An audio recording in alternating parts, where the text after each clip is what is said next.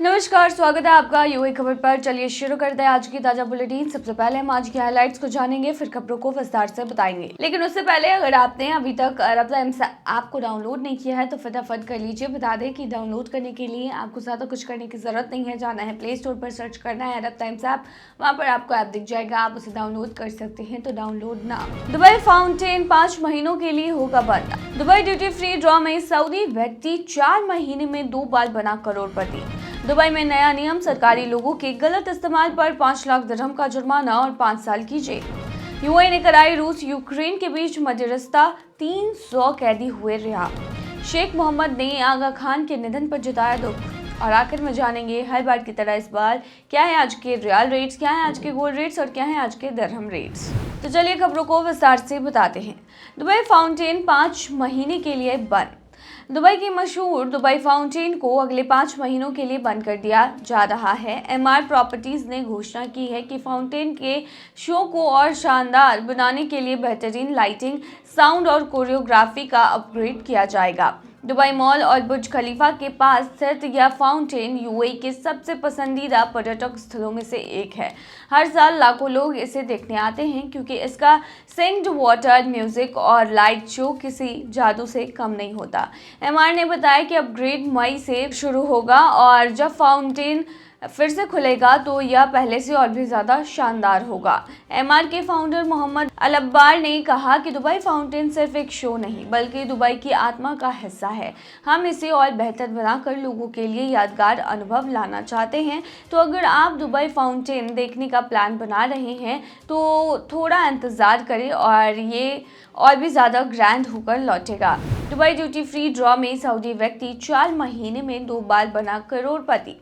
Saudi अरब के अब्दुल्ला अल सैयद की किस्मत इन दिनों बुलंदियों पर है। उन्होंने 22 जनवरी को ऑनलाइन टिकट खरीदने के बाद फिर से $1 मिलियन का जैकपॉट जीता। इससे पहले उन्होंने सितंबर 2024 में भी यह पुरस्कार जीता था।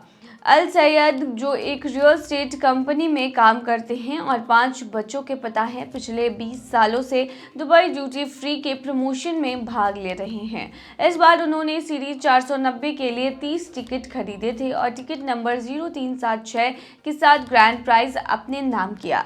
जीत के बाद उन्होंने खुशी जताते हुए कहा कि शुक्रान दुबई ड्यूटी फ्री। अल सैयद के अलावा नामीबियाई नागरिक पॉल जोजुआ जॉबर्ट भी करोड़पति बने हैं। वो पिछले 10 सालों से दुबई ड्यूटी फ्री ड्रॉ में भाग ले रहे थे और आखिरकार 19 जनवरी को टिकट खरीदने के बाद उन्होंने भी $1 मिलियन जीत लिया।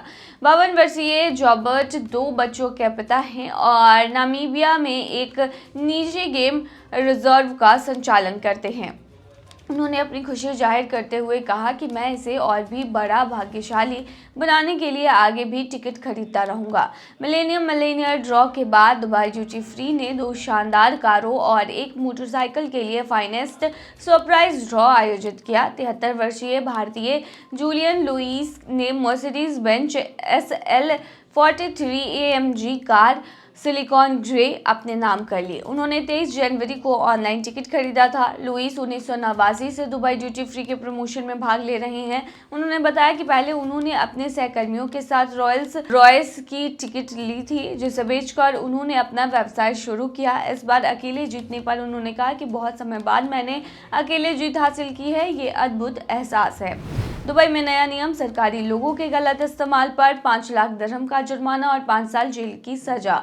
दुबई में एक नया कानून लागू होने वाला है जो सरकारी लोगों यानी कि जो प्रतीक चिन्ह है उसके इस्तेमाल को कंट्रोल करेगा। अगर कोई इसे नियम का उल्लंघन करता है यानी इस नियम का उल्लंघन करता है तो उसे 5 साल जेल की सजा या 1 लाख से लेकर के 5 लाख दिरहम तक का जुर्माना, ये दोनों हो सकते हैं।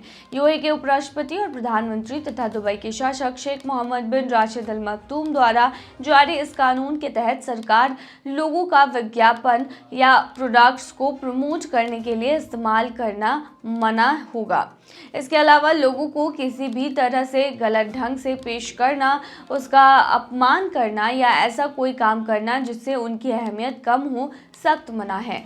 कोई भी गतिविधि या इवेंट जो दुबई के मूल्यों और सिद्धांतों के खिलाफ हो या सार्वजनिक नैतिकता से टकराए, उसमें भी इन प्रतीकों का इस्तेमाल नहीं किया जा सकता है। दुबई अमीरात का लोगो केवल अधिकृत संस्थाओं द्वारा आयोजनों, दस्तावेजों और सरकारी मुहरों पर इस्तेमाल किया जा सकता है। वहीं दुबई सरकार का लोगो सरकारी इमारतों, आयोजनों, गतिविधियों, अभिलेखों, दस्तावेजों और आधिकारिक ऐप्स में ही उपयोग किया जाएगा। इसके अलावा इस नियम का पालन सुनिश्चित करने के लिए दुबई अमीरात की कार्यकारी परिषद के महासचिवालय द्वारा दिशा निर्देश जारी किए जाएंगे। अगर किसी को पता चले कि कोई इस कानून का उल्लंघन कर रहा है तो उसे तुरंत अधिकारियों को इसकी सूचना देनी चाहिए ताकि उचित कानूनी कार्रवाई की जा सके।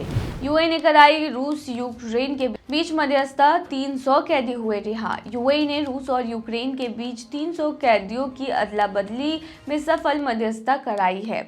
इसमें 150 यूक्रेनी और 150 रूसी कैदी शामिल हैं। इस नई अदला बदली के साथ यूएई की मध्यस्थता से अब तक कुल 2883 कैदियों की रिहाई हो चुकी है। यूएई के विदेश मंत्रालय ने बताया है कि यह 2024 की शुरुआत से अब तक की 12वीं सफल मध्यस्थता है जो यूएई और दोनों देशों के बीच अच्छे रिश्तों को दिखाती है। मंत्रालय ने यह भी कहा है कि यूएई यूक्रेन में शांति लाने और युद्ध के असर को कम करने के लिए लगातार कोशिश कर रहा है ताकि शरणार्थी और कैदियों को राहत मिल सके। शेख मोहम्मद ने आगा खान के निधन पर जताया दुख। दुबई के शासक शेख मोहम्मद बिन राशिद अल मखतूम ने मशहूर आध्यात्मिक नेता और परोपकारी आगा खान के निधन पर गहरा शोक जताया है। उन्होंने कहा कि आगा खान न केवल अपने लोगों के लिए एक महान नेता थे बल्कि एक सच्चे दोस्त भी थे। आगा खान जो इस्माइली मुसलमानों के आध्यात्मिक नेता थे, उनका मंगलवार को 88 वर्ष की उम्र में निधन हो गया। उनके निधन से दुनिया भर में उनके लाखों अनुयायी दुखी हैं। शेख मोहम्मद ने सोशल मीडिया प्लेटफॉर्म एक्स पर एक भावुक पोस्ट में लिखा कि वह न केवल अपने लोगों के लिए एक महान नेता थे बल्कि मेरे सच्चे दोस्त भी थे। उन्हें घोड़ों से बहुत लगाव था और वे उन्हें गहराई से समझते थे। उन्होंने आगे कहा कि सबसे खास बात यह है कि वे दुनिया के सबसे बड़े दानदाताओं में से एक थे। उन्होंने अपना जीवन गरीबी दूर करने, लोगों का विकास करने, समुदायों के बीच मेल जोल बढ़ाने और शांति स्थापित करने के लिए समर्पित कर दिया। आगा खान न सिर्फ करोड़पति थे, शायद अरबपति भी थे वो, बल्कि उन्होंने दुनिया के सबसे गरीब इलाकों में जरूरतमंद लोगों की मदद के लिए करोड़ों रुपए खर्च किए। उन्होंने 2007 में न्यूयॉर्क टाइम्स को दिए एक इंटरव्यू में कहा था कि अगर आप गरीब देशों में जाएंगे तो देखेंगे कि गरीबी किस तरह लोगों को हताश कर देती है और इससे बाहर निकलने के लिए वे किसी भी रास्ते को अपनाने के लिए मजबूर हो जाते हैं। चलिए बताते हैं क्या है आज के रियाल रेट्स, क्या है आज के गोल्ड रेट्स और क्या है आज के दिरहम रेट। शुरू करेंगे रियाल रेट से। आज एक सऊदी रियाल में 23.35 रुपए है जो कि पिछले दिन 23.32 रुपया था। वहीं आज एक सऊदी रियाल में 37.34 नेपाली रुपीज है जो कि पिछले दिन 36.99 नेपाली रुपीज थे। वहीं आज एक सऊदी रियाल में 32.43 बांग्लादेशी टका है जो कि पिछले दिन 32.35 बांग्लादेशी टका था। वहीं आज एक सऊदी रियाल में 74.37 पाकिस्तानी करेंसी है जो कि पिछले दिन 74.35 पाकिस्तानी करेंसी थी। वहीं आज एक सऊदी रियाल में 23.34 भूटानी करेंसी है जो कि पिछले दिन 23.12 भूटानी करेंसी थी। क्या है आज की गोल्ड रेट्स, तो बता दें दुबई में आज 18 कैरेट सोने का दाम 263 है जो कि पिछले दिन 263.30 दिरहम प्रति ग्राम था। यानी कि आज के गोल्ड के रेट की 18 कैरेट की भारतीय मुद्रा में कीमत 6269 की है। वही 22 कैरेट गोल्ड का दाम 321.50 दिरहम प्रति ग्राम है जो कि भारतीय मुद्रा में 7663 के होते हैं जो कि पिछले दिन 321.75 दिरहम प्रति ग्राम था।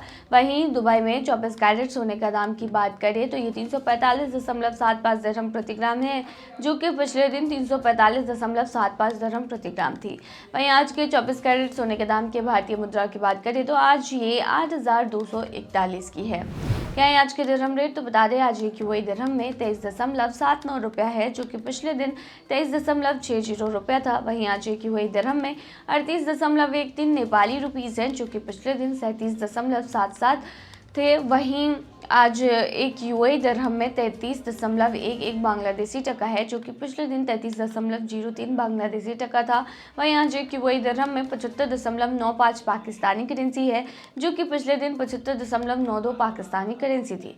वहीं आज एक यूएई दिरहम में 23.83 भूटानी करेंसी है, जो कि पिछले दिन 23.60 भूटानी करेंसी थी। तो ये थी आज की ताज़ा बुलेटिन। ऐसे ही ताज़ा अपडेट्स के लिए बने रहिए हमारे चैनल पर।